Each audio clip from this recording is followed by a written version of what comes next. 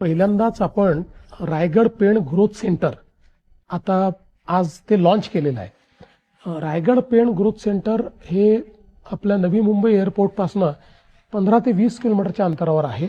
Ready to start plug and play अशा पद्धतीनं आता हे ग्रोथ सेंटर आहे।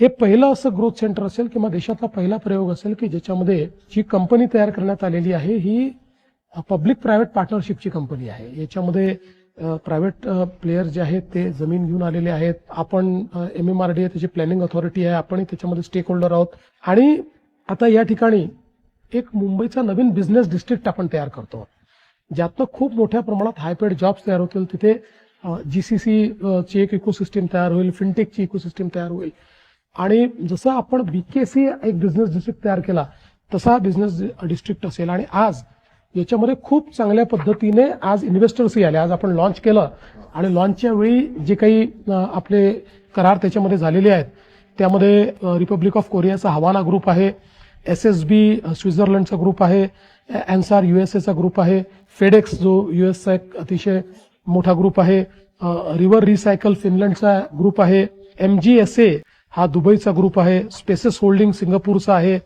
मेपल ट्री सिंगापूर आहे, ट्रिबेका डेव्हलपर्स US आहे, GNV इन्फ्रास्ट्रक्चर सिंगापूर आहे, इंडोस्पेस पार्क सिंगापूर आहे। असं आजच जवळपास 1 लाख कोटी रुपयाच्या इन्व्हेस्टमेंट्स या सगळ्या वेगवेगळ्या कंपन्यांनी त्या ठिकाणी करण्याचं आज MOU केलेला आहे। हा सगळा FDI आहे आणि यातनं खूप चांगल्या पद्धतीनं एक नवीन शहर तयार होईल, ज्याच्यामध्ये अतिशय चांगल्या पद्धतीचे हायपेड जॉब्स तयार होतील आणि याचं सगळं प्लॅनिंग करताना वॉक टू वर्कचं प्लॅनिंग आपण त्या ठिकाणी तयार केलेलं आहे।